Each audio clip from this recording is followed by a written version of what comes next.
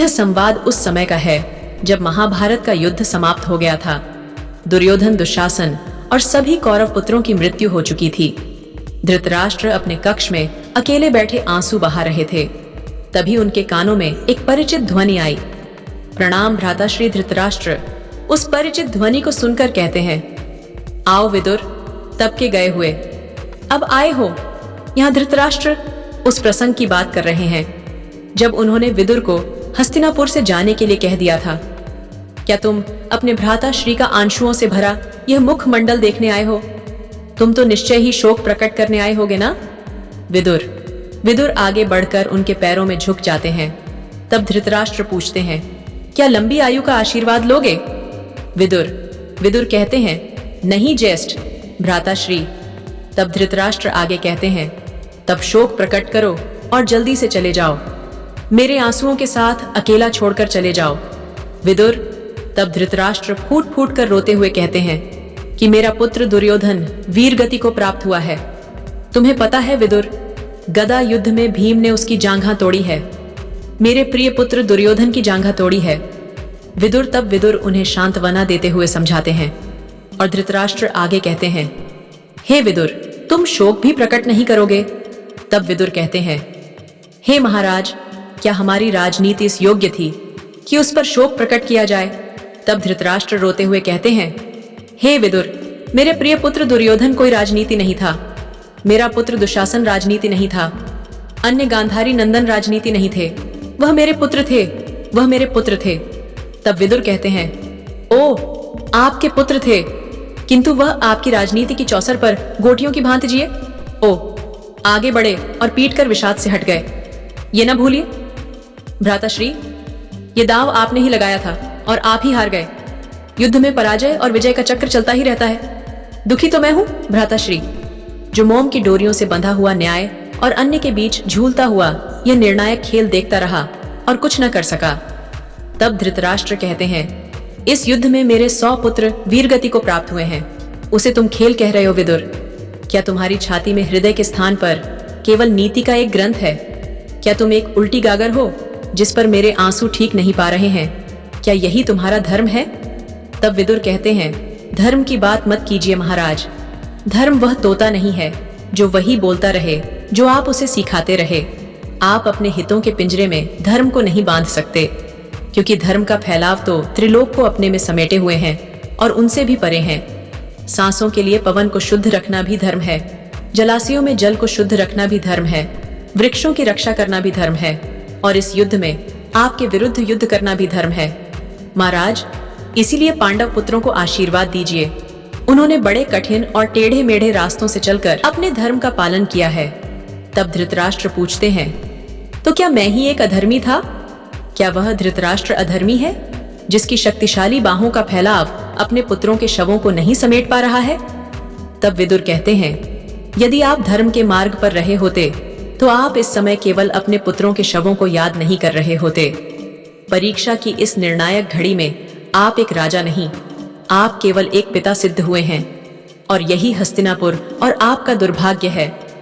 आपने अपने पुत्र मोह और अपने महत्वाकांक्षाओं से धक्के मरवा के धर्म को अपनी राज्य सभा से बाहर निकलवा दिया है। हे महाराज, धर्म देश के विभाजन का नाम नहीं है और आपने देश का विभाजन किया। धर्म हृदय और हृदय के बीच दीवार उठाने का नाम नहीं है और आपने यही किया। धर्म तो हृदय और हृदय के बीच उठी हुई दीवार को गिराने का नाम है और आपने यही नहीं किया। धर्म कभी भी मोह के अधीन होकर नहीं जी सकता है।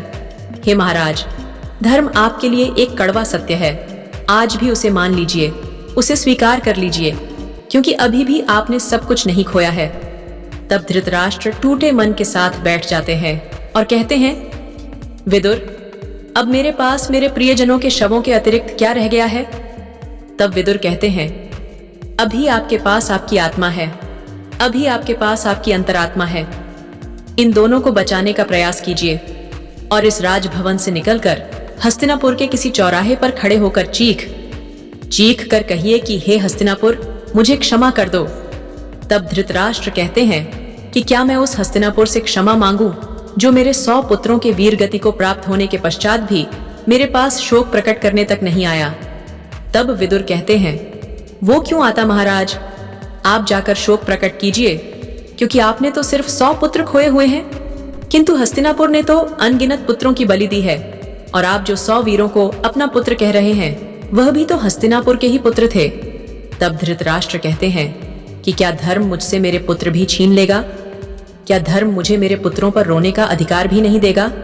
तब विदुर कहते हैं, अवश्य देगा, किंतु धर्म नदी की जलधारा है, और उस जलधारा में हर खेत, आसपास की भूमि, आसपास रहने वाले हर व्यक्ति, सभी को उसकी प्यास पर जल देता है। किंतु वह जलधारा किसी की संपत्ति नहीं है। पुत्रों से प्रेम करना तो पिता का कर्तव्य है, किंतु धर्म का तो कोई पुत्र या परिवार होता ही नहीं है।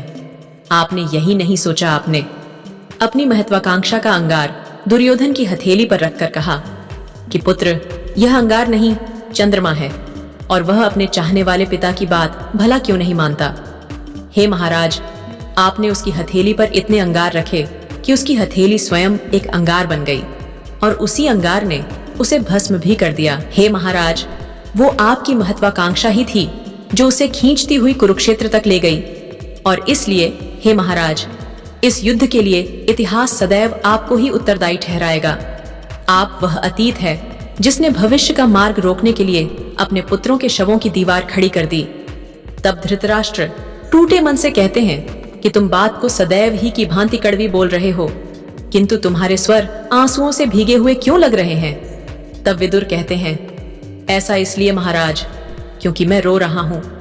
फिर विदुर धृतराष्ट्र से कहते हैं कि मेरी आपसे एक विनती है। तब धृतराष्ट्र कहते हैं कि कहो अनुज। तब विदुर कहते हैं कि विजय प्राप्त कर पांडुपुत्र हस्तिनापुर में प्रवेश कर चुके हैं। चरण स्पर्श के लिए आए तो उन्हें आशीर्वाद देकर वन की ओर प्रस्थान कीजिए। आप हस्तिनापुर का अतीत है, और यह आपका परम कर्तव्य है कि स्वयं उठकर वर्तमान के लिए द्वार खोलो और उसे स्थान ग्रहण करवाने के उपरांत बीते समय के अंधकार में चले जाइए। इसलिए अपनी महत्वाकांक्षा के दुखों को समेटना आरंभ कीजिए। भाभी श्री और राजमाता कुंती ने भी आपके साथ ही राज त्यागने का निर्णय लिया है। तब धृतराष्ट्र कहते हैं कि मैं उन दोनों का सामना नहीं कर सकता। तब विदुर कहते हैं कि उन दोनों का सामना किए बगैर तो आपको मोक्ष प्राप्त हो ही नहीं सकता। यही आपका दंड भी है और आपका प्रायश्चित भी। ये दोनों ऐसी माताएं हैं जो रणभूमि के दोनों छोरों पर अपने अपने भाग्य का शव लिए खड़ी है। उन दोनों के साथ होने से ही तो आपको यह ज्ञान मिलेगा कि आपने उस हस्तिनापुर के साथ क्या किया है जो आपको अति प्रिय था। उन दोनों का आपके साथ होना ही तो आपको यह बताएगा कि आपकी महत्वाकांक्षा आपके हस्तिनापुर को कितनी महंगी पड़ी। तो दोस्तों, यह था धृतराष्ट्र और विदुर के बीच आखिरी संवाद। उम्मीद करता हूँ ये संवाद आपको पसंद आया होगा। अगर पसंद आया हो तो वीडियो को लाइक और शेयर करें। चैनल पर नए आए हैं तो चैनल को सब्सक्राइब करें और कमेंट बॉक्स में सच्ची श्रद्धा से जरूर लिखें। जय श्री कृष्णा, राधे राधे। वीडियो को अंत तक देखने के लिए आपका धन्यवाद।